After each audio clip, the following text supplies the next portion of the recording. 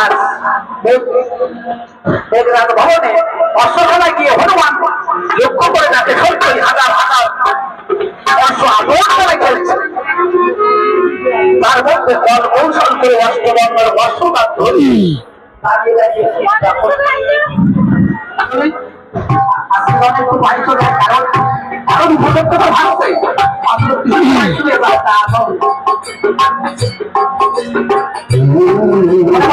করে যদি যাই অত থাকা বলে পিছিয়ে চলে অন্তত 3 মাসের সময় লাগতে পারে, কিন্তু ফিরে চলে আমার অপরাধ। যদি এর আদায়ে নিয়ে যাই তবে করতে 6 মাস, তাহলে তো যুদ্ধের সময় অতিবাহিত হতে পারে। তাই হনুমান কি করলেন,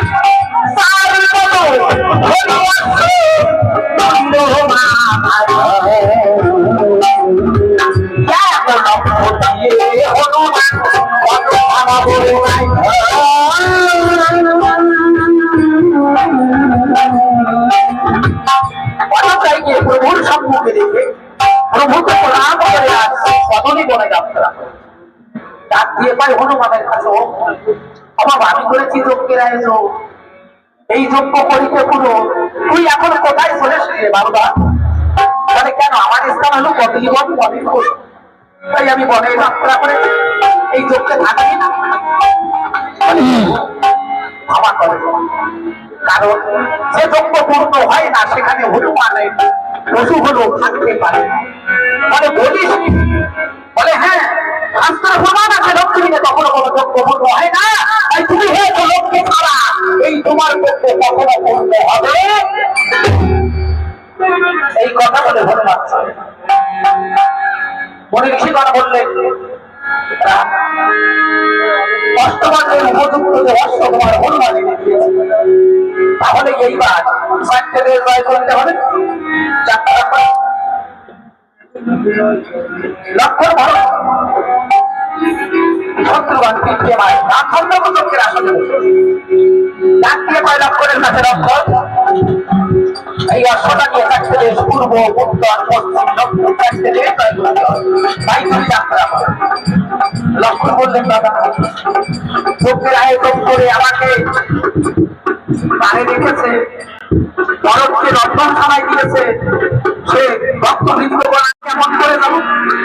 পাশে ছিল শত্রুবান দাঁড়িয়ে করজোড়ে দাদা সম্মুখে বলছে, দাদা একবার আমাকে আদেশ বলে শত্রুবা তোমাকে আদেশ করবো কেন, তুমি যাবে জয়লাভ করবে? বলে কেন কি হয়েছে? বলে দেখো এই 4টে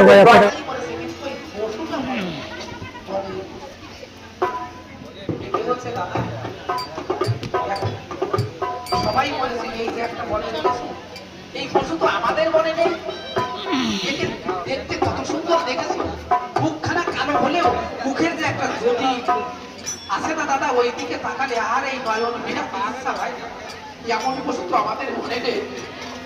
দাদা দাদা রে এই পশুটাকে নেবো, এই মাকে গিয়ে দেখাবো যে আমাদের বনে নেই, মাকে বলবো দেখো মা কত সুন্দর একটা বনে, এখন অবসর সময় বাবুর সঙ্গে দেখে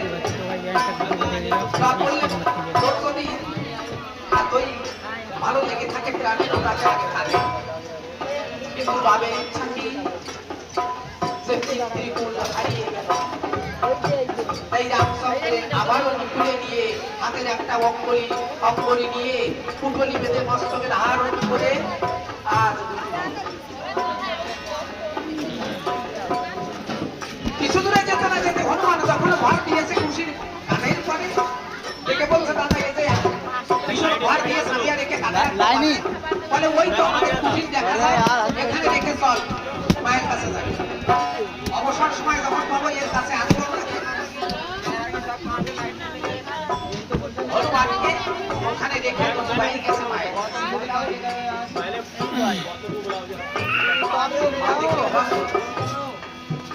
বলে গিয়ে এই সত্য করে কাদের সঙ্গে যুদ্ধ করেছে? বলে মা কোথায় যুদ্ধ করেছি? না বলে সর্বঙ্গ রক্ত পালে বার হয়ে গেছে, আর বলছি যুদ্ধ করি নাই। এই সত্য করে বল কাদের সঙ্গে যুদ্ধ করেছে? আছে সে হাত থেকে বলছে মা ও পেয়েছি ওই হনুমান দেখতে দেখে বলছে আমার সরল প্রাণের মা এদের ইশারা বুঝতে পারবে এদের চতুরাই আমার ওই সরল মা বুঝতে পারবে মায়ের যে মমতা মায়ের যে প্রাণ সরল এই চতুরাই কখনো ধরতে পারে তাই হনুমান ব্রহ্মচান বলিয়ে কয়ে ছিন্ন করে এসে মায়ের মুখে তা করে ধরে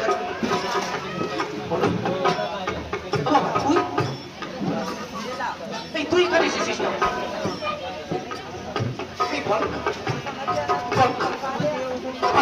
আমার দয়াল কেমন আছে আমার দয়াল কেমন আছে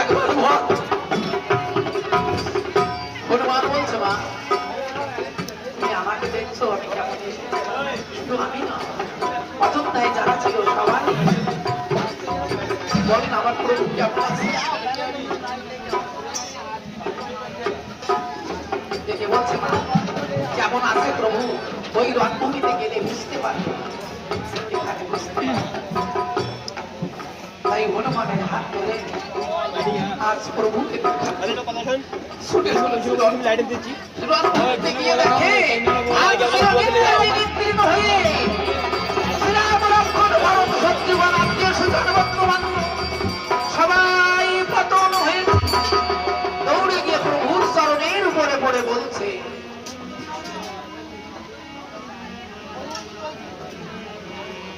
আখি মানো কথা বলো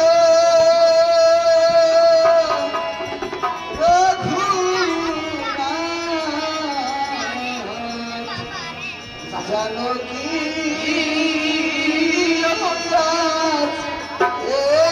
এসেছে পাশে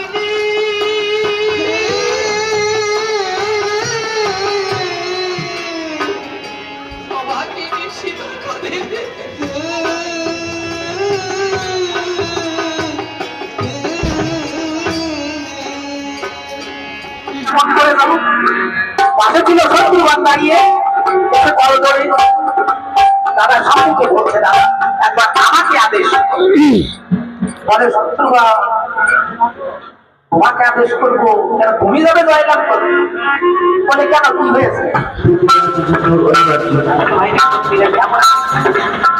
ভাবনা तो भाई दिखाते इधर सभी गाना सुन रहे কেউ ভিক্ষা দিতে পারে না, তাই তোর কাছে এসেছি মা, কিছু ভিক্ষা দেবে। ভিক্ষার কথা শুনে সেটা হাসতে আরম্ভ হাসতে হাসতে হাসতে হাসতে শেষের দিকে আজ হাউ হাউ করে কাঁদছে। মহামণি দেখে বলছো মা দেখি ভিক্ষার কথা শুনে আনন্দে এসেছি, আমার নিরানন্দ এলো কোথা থেকে, এখন আমার হাত উপরে কাঁদছে। কি হয়েছে বলে পিতা, কি বলবো তোমার কাছে, পূর্বের কথা আমার মনে পড়েছে।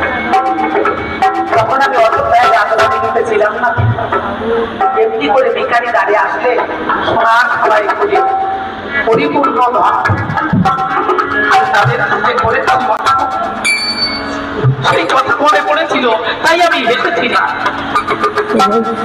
তুই এখন কাটছি কেন জানো?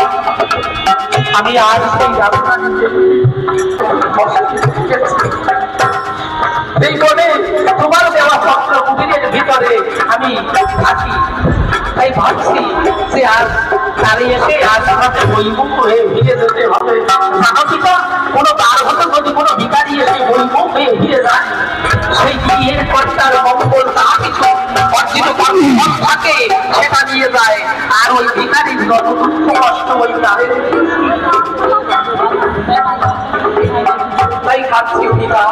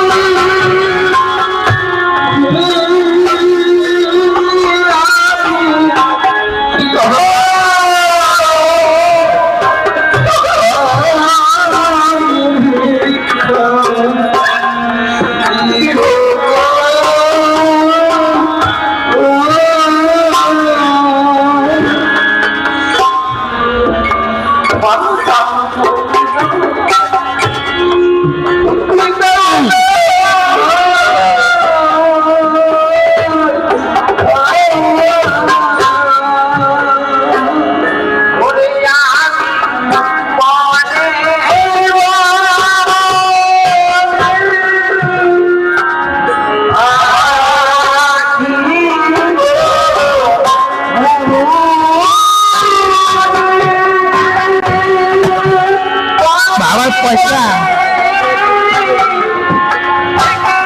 আমার দ্বারা